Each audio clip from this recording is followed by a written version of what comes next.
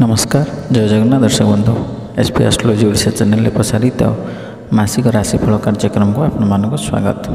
दर्शक बंधु आज आम आलोचना करवा जुलाई 2024 केमिति रहिबो राशिचक्र नवम राशि धनु राशि व्यक्तिविशेष मानकर शुभाशुभ राशिफल विषय में विस्तृत भाव आलोचना करवा। किंतु ता पूर्व जदि आपण मैंने आम चैनल को प्रथम थर कर आसी था तेज वीडियो को लाइक करूँ, शेयर करूँ और चैनल को सब्सक्राइब करी पाखे बेल आइकन को प्रेस करूँ। तो दर्शक बंधु चलतु आरंभ करवा आज आलोचना चक्र जुलाई मासरे केमिति रहिबो धनु राशि व्यक्तिविशेष मानक पई शुभाशुभ राशिफल। ये धनु राशि जार अधिपति ग्रह होउछन्ति बृहस्पति। धनु राशि शुभवार रविवार सोमवार गुरुवार भातवार शुक्रवार।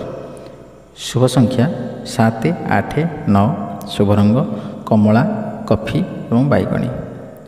दर्शक बंधु ये धनु राशि व्यक्तिविशेष मानकर स्वभाव विषय सामान्य रूप से जान रखा। ये धनुराशि जात व्यक्ति प्राज्ञ धार्मिक सुपुत्रयुक्त राजमान्य लोकप्रिय द्विजदेव आदि पूजक वस्तु संग्रही सभारे कथक शोभन नख सुमति शुचिप्रिय स्थलदंत अधर अग्रीवायुक्त काव्यकर्ता प्रगल्भ आदि शुक्ल युक्त बदान्य सौभाग्य दृढ़ बंधुपाद निम्न स्थल पीड़ा आदि युक्त स्वभाव होता। दर्शक बंधु ये जुलाई मासरे कौन रहिबो धनु राशि गोचरीय ग्रह स्थिति। मेष राशि मंगल, वृष राशि बृहस्पति, मिथुन राशि शुक्र बुध, कन्या राशि केतु, कुंभ राशि शनि एवं मीन राशि राहु अधिष्ठान करुछन्ति। तो यही गोचरीय ग्रह स्थिति को नजर रखी आमे जुलाई मास रे धनु राशि लोकंकर राशिफल यह ही विचार करिपरिबा। यही मास धनु राशि व्यक्ति मानक पई खराब हेबार संभावना रही अछि। जीवनर किछि क्षेत्र रे आपनको विशेष सतर्कता अवलंबन करने को पड़िबो। आपणक स्वास्थ्य प्रति विशेष ध्यान देवा पड़िबो कारण आपणकर स्वास्थ्य दुर्बल होई पारे। प्रेम संपर्कर तीव्रता सत्वे जुक्ति हेबार संभावना अछि। तथापि विवाहित लोक मानक पई एक खुशी खबर हेबो जे आपणक संपर्क रोमांस द्वारा परिपूर्ण हेबो। तथापि सावधान रहंतु जे कोनोसी इगो समस्या जमिति न रुहे। चाकरी करुवा व्यक्ति माने कार्य रे कम व्यस्त अनुभव करेंगे कारण चाकरी रे किछि विशृंखला होई पारे। तेणु आपण को काम उपर ध्यान देवा पड़िबो नचेत समस्या हेबार संभावना अछि। एही मास व्यवसायिक पई अनुकूल हेबार संभावना अत्यंत कम। आपणकर व्यवसाय को आगु को नेबा पई आपण 100% चेष्टा करंतु एवं निजर व्यवसाय सहभागी माने मध्य आपणको व्यवसाय रे उन्नति करिवा पई चेष्टा मध्य करंतु नहेले असुविधा रे पड़ी पारंती। पारिवारिक जीवन रे उत्थान पतन घटिबो किंबा परिवार रे समन्वय ह्रास पाइब जोंथिपाई आपण किछि समस्यार सम्मुखीन हेबे। छात्र माने अध्ययन रे कौतूहल सहित किछि नुआ शिखिबार सुযোগ पाइबे एवं आपण एकाग्रता मध्य वृद्धि पाइब। तथापि पारिवारिक परिस्थिति और आपणक चारिपाखरे थिबा परिवेश शिक्षा रे बाधा सृष्टि करि पारे। यदि आपण विदेश जाई अध्ययन करने को चाहूँगी तेबे आपण मासर द्वितीयार्ध रे सफलता पाई परिबे।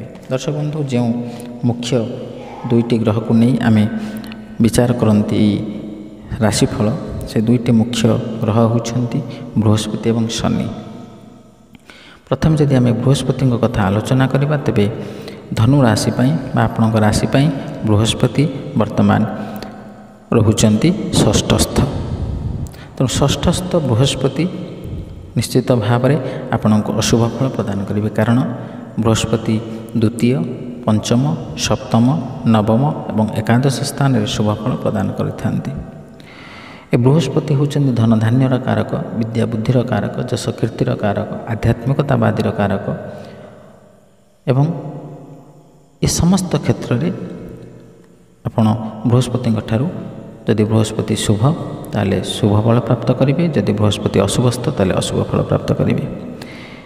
यही समय मध्य बृहस्पति जेहेतु आपणकर षष्ठस्थ तेणु ଷଷ୍ଠସ୍ଥ ବୃହସ୍ପତି କାରଣରୁ ଆପଣ ଆଧ୍ୟାତ୍ମିକ କ୍ଷେତ୍ରରେ ସାମାନ୍ୟ ଅନାଗ୍ରହୀ ହୋଇପାରନ୍ତି। ଆପଣଙ୍କର ଧନ ଆକସ୍ମିକ ଭାବରେ ଧନହାନିର ଯୋଗ ଆସିପାରେ। ଯଦି ଯେଉଁମାନେ ବ୍ୟବସାୟ ବାଣିଜ୍ୟ କରୁଛନ୍ତି ସେମାନେ ବ୍ୟବସାୟରେ ଆକସ୍ମିକ ଭାବରେ କ୍ଷତିରେ ପଡ଼ିପାରନ୍ତି କିମ୍ବା ଧନହାନିର ଯୋଗ ମଧ୍ୟ ଆପଣଙ୍କୁ ଘଟିପାରେ ଏବଂ ଆପଣଙ୍କର ଆୟ ହ୍ରାସ ପାଇବ, ବ୍ୟୟ ବୃଦ୍ଧି ଘଟିବ।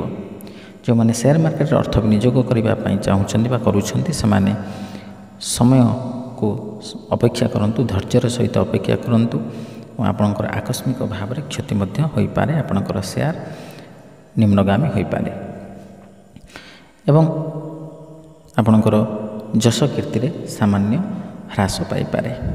ବିଦ୍ୟାର୍ଥୀମାନେ ପାଠପଢ଼ାରେ ଅନାଗ୍ରହୀ ହୋଇପାରନ୍ତି, ଏକାଗ୍ରତା ଭଙ୍ଗ ହୋଇପାରେ ଏବଂ ଅନ୍ୟ କୌଣସି ଦିଗରେ ମନ ନିବେଶ କରିବେ ଏବଂ ପାଠପଢ଼ାରୁ ଦୂରେଇ ଯିବେ।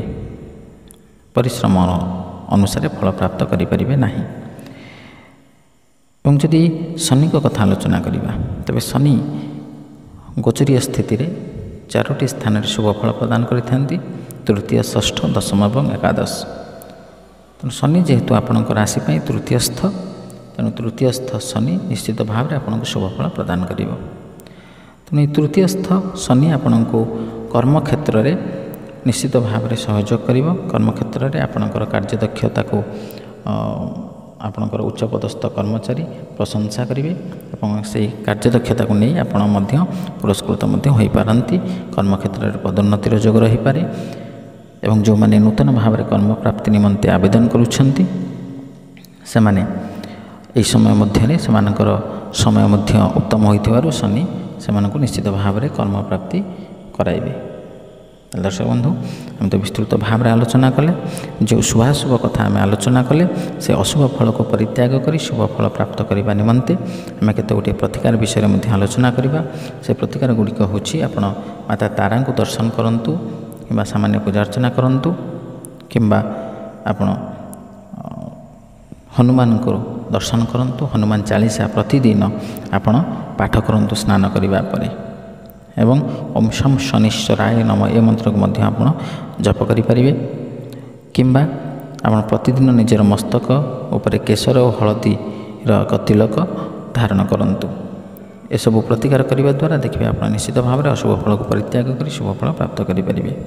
ଦର୍ଶକ ବନ୍ଧୁ, ଆଜି ତ ଆମେ ବିସ୍ତୃତ ଭାବରେ ଆଲୋଚନା କଲେ। ଭିଡ଼ିଓଟି ଯଦି ଭଲ ଲାଗିଛି ତେବେ ଲାଇକ୍ କରନ୍ତୁ, ସେୟାର କରନ୍ତୁ ଏବଂ ଆମ ସହିତ ଏମିତି ରହିଥାନ୍ତୁ।